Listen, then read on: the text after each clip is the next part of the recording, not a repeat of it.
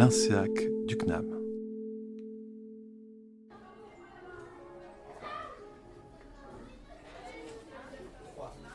Ce podcast est réalisé dans le cadre de mon mémoire de Master 2 à l'INSEAC qui a pour sujet l'éducation artistique et culturelle, réparatrice des mémoires fracturées, le cas des mémoires de l'esclavage dans le cadre d'un dispositif scolaire national, le concours La Flamme de l'égalité. Ce podcast vous propose un petit aperçu sonore de la démarche employée pour répondre à cette question, fil rouge de notre travail. En quoi la participation des élèves à un concours scolaire national, historique et mémoriel permet-elle de réparer les mémoires blessées liées à la traite esclavagiste qui a déporté au moins 12 millions d'Africains entre le XVIIe et le XIXe siècle et à laquelle la France a largement participé. Nous allons donc explorer dans ce podcast les différentes étapes qui ont permis à des élèves brestois de 4e et de CM1, CM2 de vivre une expérience d'EAC mêlant histoire, mémoire et citoyenneté. La première étape a été de définir une approche méthodologique permettant aux élèves de se saisir pleinement du projet, en adoptant une démarche dans laquelle les élèves sont en position d'acteurs. Nous avons donc opté pour une démarche pédagogique interdisciplinaire, intégrant à la fois histoire, mémoire de l'esclavage, musique et arts plastiques. Liuba Vasiutek, enseignante d'éducation musicale au collège Anna Marly à Brest, présente tout l'intérêt de l'interdisciplinarité. Je ne vois pas comment un projet artistique et culturel peut se suffire à lui-même. Enfin, pour moi, il y avait forcément de l'interdisciplinarité. Quand on parle d'un tableau, il y a l'histoire, il y a la technique, il y a plein de choses. Enfin, il y a le monde autour de l'artiste. Et puis, pour la musique, c'est pareil. Enfin, j'ai même pas à y réfléchir. De toute façon, elle est dans l'interdisciplinarité. Enfin, la musique, je peux la glisser partout, on peut glisser du français partout. Donc la musique aussi, c'est l'interaction, l'interdisciplinarité sans cesse. Alors on écoute l'autre groupe. Chut. Pareil, 1, 2, 3, et...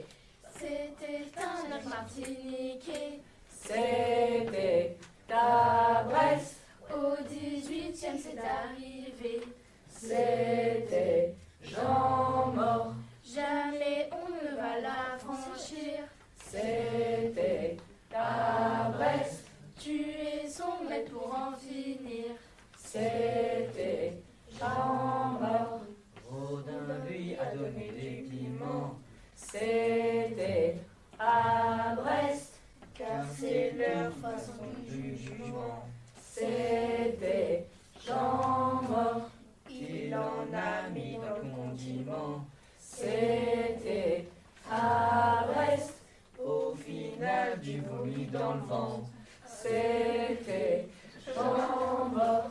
Jean mort, Mais voilà, madame, même vous, vous faites 9. Oui. Quoi?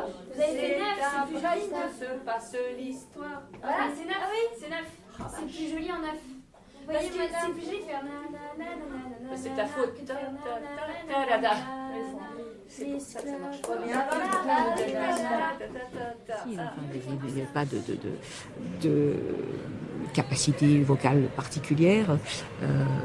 Il y avait un don de soi, une générosité à faire passer, quoi, enfin, et puis réussir à dire tous ces mots qu'ils avaient écrits, tous ensemble. Et ouais, non, c'était, je trouvais que c'était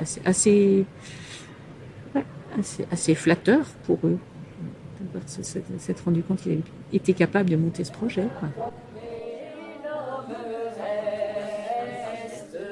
Voilà. Donc il faut qu'on travaille ça. Donc il y a des choses. Non, mais t'as raison. Il a bien travaillé.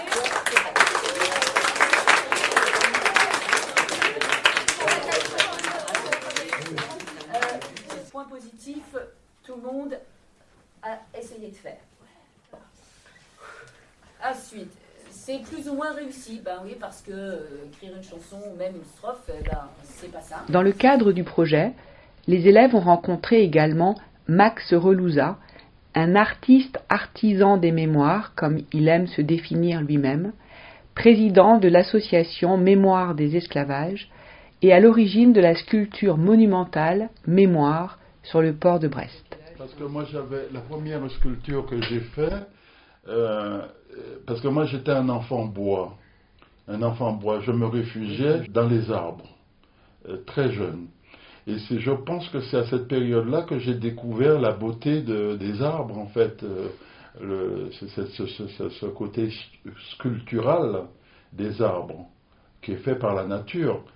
Et donc, pourquoi j'ai voulu, d'ailleurs, la première rencontre que j'ai eue avec Aimé Césaire, j'étais dans une rivière, pas loin de chez nous, et je nettoyais une racine avec un vieux chiffon et du sable de rivière.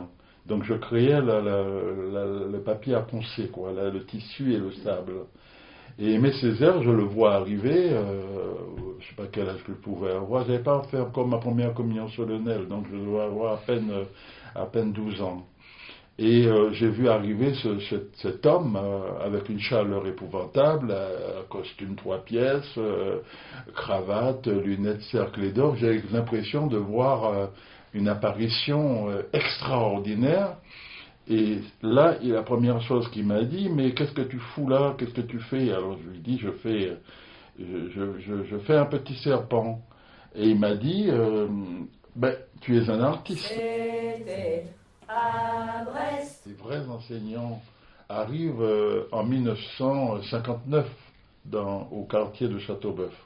Avant, c'était ces demoiselles de la haute bourgeoisie, catho, souvent, ou bien pensantes, mulâtresses, dans la deuxième, par rapport à la gradation béquet, mulâtre, esclave, qui enseignaient et qui nous méprisait en fait. D'ailleurs, il y a une qui avait dit à ma mère, vous pouvez le sortir de l'école, il ne fera jamais rien de bien dans la vie, et les béquets ont toujours besoin des coupeurs de canne.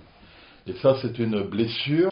Cet empire colonial a produit un pays avec sa diversité interculturelle et culturelle, qui se rôde dans le football, et qui est applaudi au niveau mondial et au niveau de la France tout entière, et dans le même temps la montée du racisme et de l'exclusion. Pour moi, il y a quelque chose qui n'allait pas. Il fallait absolument que je crée, à partir, là je me suis mis à travailler d'art pour faire une maquette d'une sculpture qui exprimerait les ombres et lumières. On sait très bien que si un miroir n'a pas sa partie sombre, tu ne te vois pas dans le miroir. Ombre et lumière, notre civilisation, notre société, ombre et lumière, c'est ça il y a les parts de lumière et les parts d'ombre. Et c'est comme ça que j'ai créé l'association d'abord des mémoires des esclavages en 2010, et avec comme objectif de la réalisation d'une sculpture monumentale, ombre et lumière, qui soit pas horizontale, mais qui soit verticale pour interroger l'histoire. Travail de mémoire.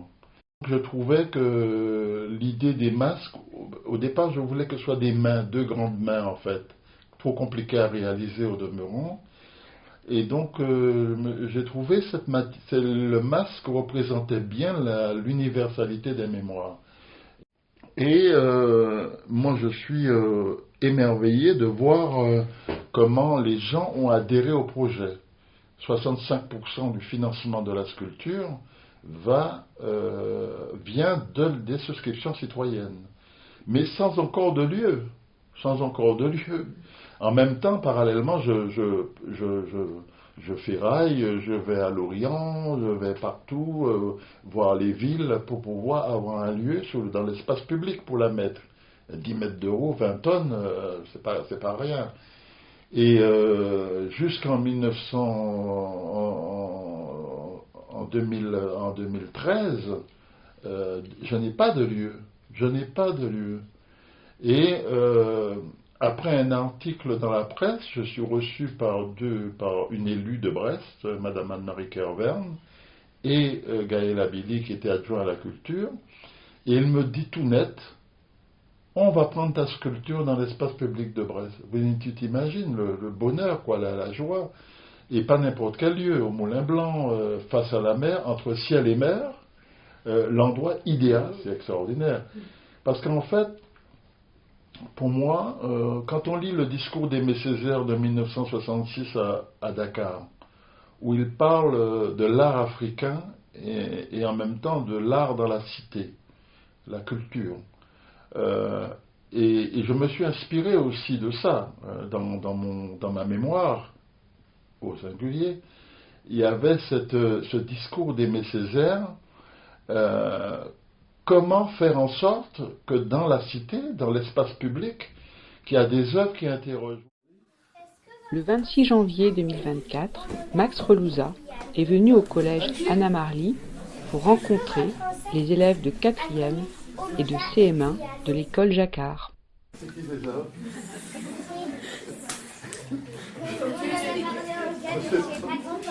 Tu vois, vous voyez que j'apprends des choses. Il n'y a pas que moi qui vous apprend. Alors, comment vous dites? Ça, c'est un dessin animé, ça. C'était un esclave qui a accueilli des préfets pour la liberté et c'est important son nom. Il faudra, comment ça s'écrit? Attends. Il faudra me dire comment ça s'écrit. O-L, attends. O, attends. O, L, oui. G, A-U. Oh, l'eau.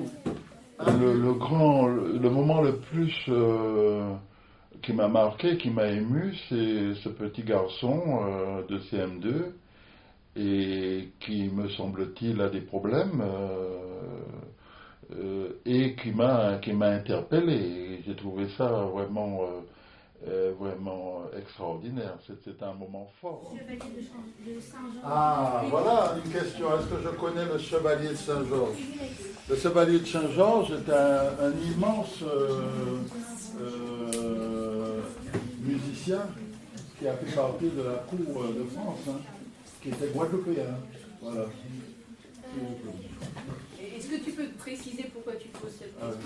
Parce que je suis Cham, classe horaire aménagée musique. Oui. Et on a vu ça il y a quelques semaines, quelques mois. Et je voulais savoir si du coup vous connaissez. Si, après, je le connais d'un point de vue historique. Pourquoi il y a des chaînes là-bas? Ah, les chaînes, ben oui.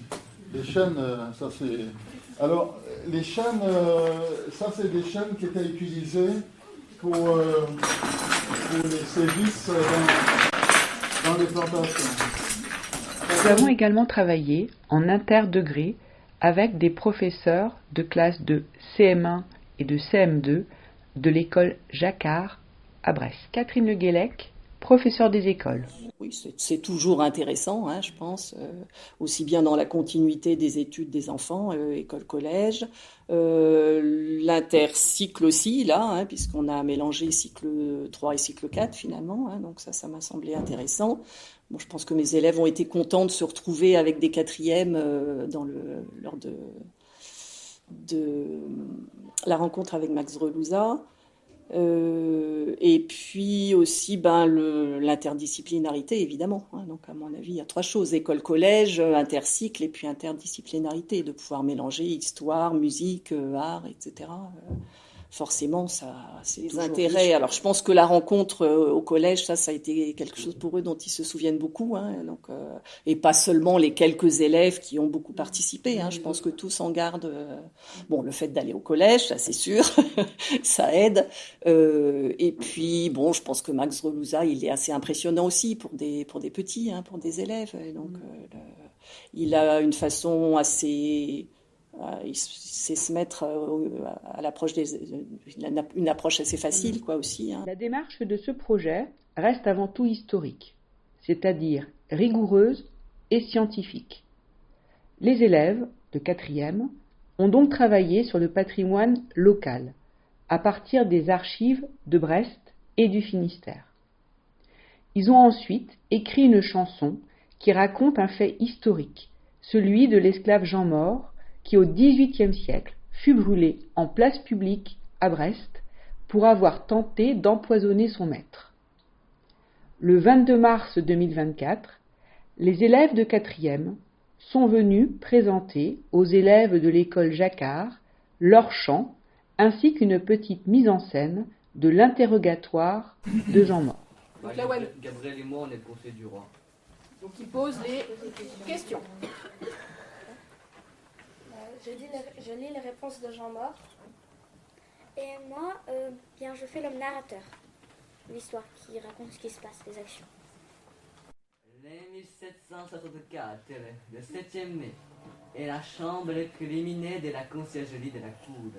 Nous, messire Joseph Affoy de la Bourdonnaille, chevalier seigneur de la Blétèche, constitué au Parlement de Bretagne, de venir devant le tribunal Jean Mort, nègre esclave, condamné par arrêt de séjour à être appliqué à la question ordinaire et extraordinaire préparatoire.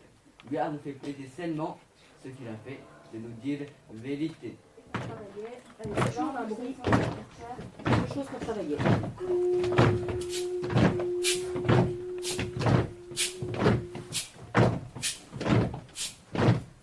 C'était en été Martiniquais. Au 18e, c'est arrivé. C'est arrivé. Jamais on ne va la franchir. Va la franchir. Tu es son maître pour en finir. Pour en finir.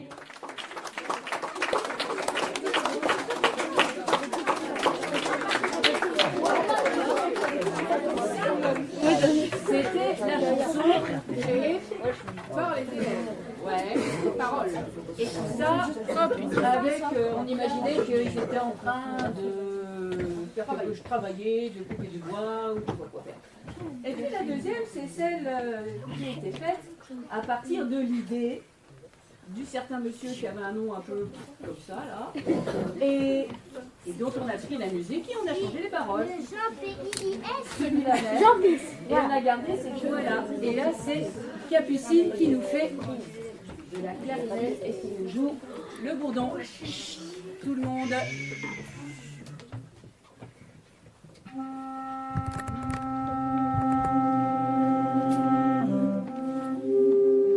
Ça fait l'histoire, messieurs, dames. Bien sûr, la vie n'en est pas fière. Qu'un esclave à Brest de l'âme, un jour du siècle des Lumières. Quand le soleil se lève à l'est, commence par le Finistère. Un peu partout sur Palissère, on va frémir une nouvelle ère. La couleur tombée, l'homme reste. La couleur tombée, l'homme reste.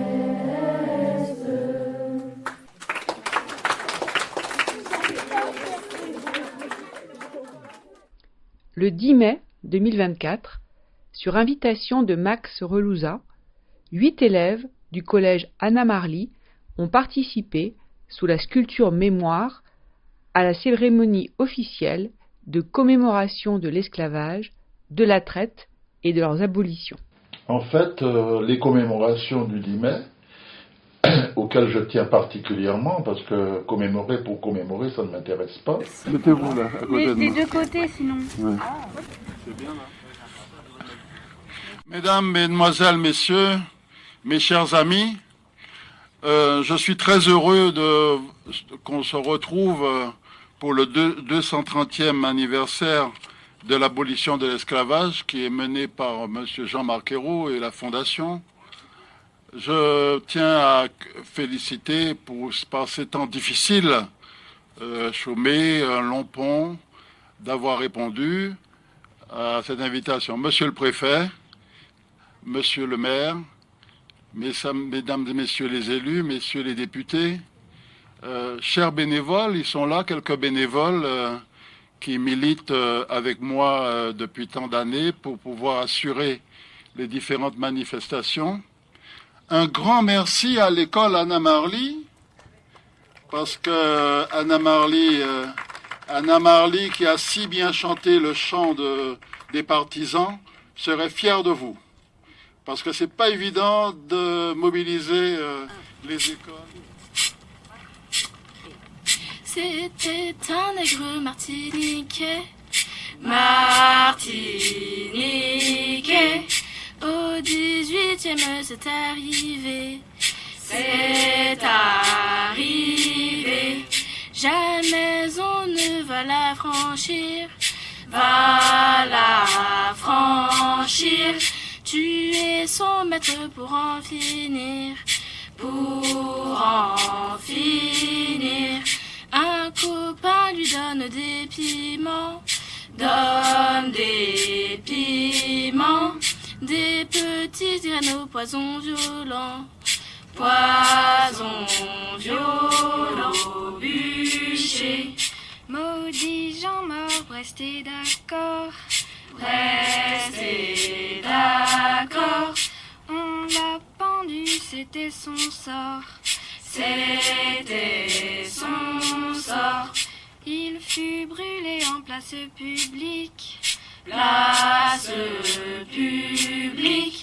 comme un sorcier en Martinique,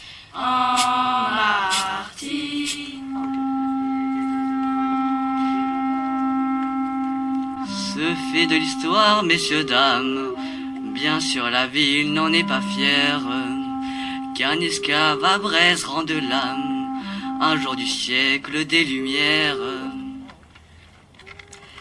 Comme le soleil se lève à Brest, tout commence par au Finistère. Un peu partout sur le planisphère, on voit frémir une nouvelle ère. La couleur tombée, l'homme reste.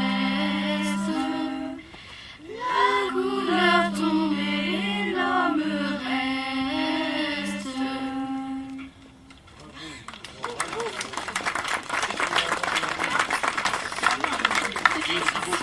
Ainsi, avec ce projet qui réunit les 3 piliers de l'EAC, les rencontres, les pratiques et les connaissances, nos élèves ont été lauréats académiques du concours La Flamme de l'égalité. Monsieur Philippe Chérel, inspecteur pédagogique régional d'histoire-géographie et président du jury académique du concours La Flamme de l'égalité, en présente les raisons. Bon, des faiblesses, ça va être assez court, il n'y en a pas beaucoup. Ce qui nous intéresse, au contraire, c'est la faveur. Ce qu'on regarde, c'est la cohérence de la démarche, la richesse de la production, mais aussi l'implication des élèves. Voilà, ça c'est quelque chose d'absolument déterminant et c'est ce qui nous a plu dans votre projet. Sincèrement, on avait 2 projets cette année, pour vous donner un petit peu le contexte, qui étaient de très grande qualité, mais vraiment de très grande qualité. Votre production, elle cochait tous ces éléments-là. Elle avait aussi, et ça c'est quelque chose qui a sans doute été aussi déterminant, jouait beaucoup aussi sur votre projet, c'est la qualité du document de présentation. Non seulement on était convaincus de l'intérêt de la démarche, mais on voyait aussi comment est-ce que vous avez mené étape par étape votre projet en vous appuyant sur l'expertise de chacun des professeurs vers un objectif commun, mais pas de manière en tuyau, mais chacun a contribué sur une part, et ça c'est quelque chose qui a séduit le jury. Les productions, à travers les études, les questionnaires, on a eu aussi cette réalisation de la chanson qui était plutôt évidemment très intéressant. Donc voilà, parfois c'est ce qui fait qu'un projet passe devant un autre, c'est que la démarche elle est rendue plus lisible pour le jury et on voit aussi une forme d'enthousiasme, de créativité. Pour le concours La Flamme de l'égalité, la production finale choisie est un podcast de 4 minutes compilant l'ensemble de la démarche du projet. Voici l'intégralité du podcast. Résister à l'esclavage à Brest au XVIIIe siècle par les élèves brestois de CM1 CM2 de l'école Jacquard et de 4e 1 du collège Anna Marly. Ils m'ont dit, tu n'es qu'un sauvage, laisse-la tes totems, laisse-la tes sorciers, va à l'église. Alors ma patience s'excédait, brisant les nœuds de ma lâche résignation. J'ai donné la main aux parias de l'univers. Et ils m'ont dit, désemparés, cachant mal leur terreur panique. Meurs, tu n'es qu'un traître, meurs. Pourtant, je suis une hydre à 1000 têtes. Et à Brest, y a-t-il des choses qui évoquent l'esclavage ? Oui, sur le port, il y a une grande sculpture en bétail qui s'appelle Mémoire, imaginée par Max Relouza. Et y a-t-il aussi des traces de résistance à l'esclavage ? Oui, une plaque de rue avec le nom de Jean mort. Nous allons vous présenter son histoire en chanson, entrecoupée d'extraits de son interrogatoire du XVIIIe siècle, conservé aux archives départementales du Finistère.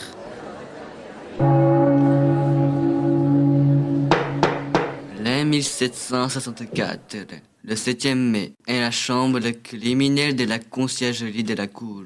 Nous, chevaliers seigneurs de la Blétèche, conseillers du Roi au Parlement de Bretagne, fait venir Jean mort, nègre esclave, condamné à être appliqué à la question ordinaire préparatoire. Lui avons fait prêter seulement de nous dire vérité. Jamais vous ne peut la franchir, va la franchir.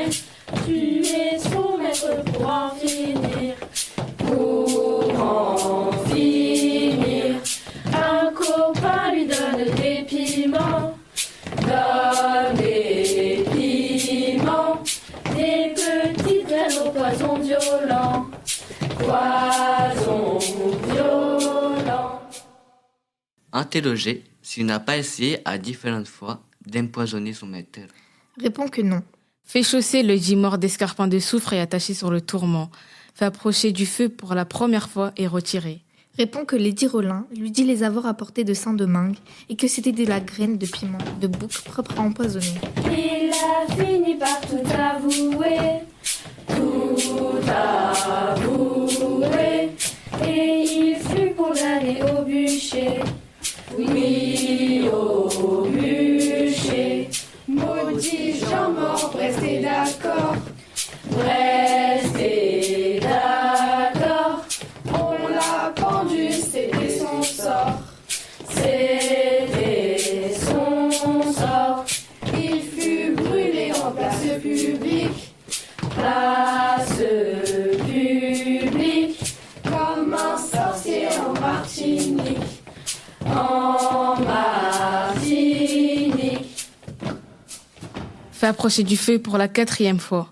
A avoué que ces accidents doivent avoir été occasionnés par les graines qu'il avait mis dans la poularde. Sommé de reconnaître la vérité. Convient que son projet était de déserter comme si son maître était mort. Ce fait de l'histoire, messieurs, dames, bien sûr la ville n'en est pas fière. Qu'un esclave à Brest rende l'âme, un jour du siècle des Lumières. Comme le soleil se lève à l'est, tout ne commence pas en Finistère. Un peu partout sur le planisphère, on voit frémir une nouvelle ère. La couleur tombée et l'homme reste. La couleur tombée et l'homme reste. Mobiliser l'éducation artistique et culturelle dans le domaine mémoriel permet de combiner art, histoire et citoyenneté, offrant ainsi une approche plus incarnée du passé. Favorisant également le dialogue interculturel et intergénérationnel, l'EAC permet d'aborder des mémoires parfois fracturées grâce à des projets interdisciplinaires menés en partenariat avec des acteurs culturels. À travers des activités créatives, des expositions, des ateliers, des performances, des podcasts, cette démarche développe à la fois la sensibilité artistique et culturelle des jeunes et leur esprit critique. Ces initiatives constituent des leviers pédagogiques essentiels pour relever les défis mémoriels et citoyens tout en permettant aux élèves de s'inscrire dans une mémoire collective. Ainsi, elles établissent un lien entre passé et présent pour construire un avenir éclairé. Ce podcast a été réalisé par Christelle Riwal sous la direction scientifique d'Emmanuel Etis et la direction de mémoire d'Emmanuel Lahotte. Un grand remerciement à Liuba Vaziutek, Catherine Leguelec, Max Relouza, Philippe Chérel, ainsi qu'à celles et ceux qui ont aussi participé à ce projet. Si vous avez aimé ce podcast, faites-le nous savoir avec un pouce bleu et n'hésitez pas à vous abonner pour être informé de nos prochaines diffusions. Merci de votre écoute. Sculptez le son, aiguisez son regard. L'INSEAC du CNAB.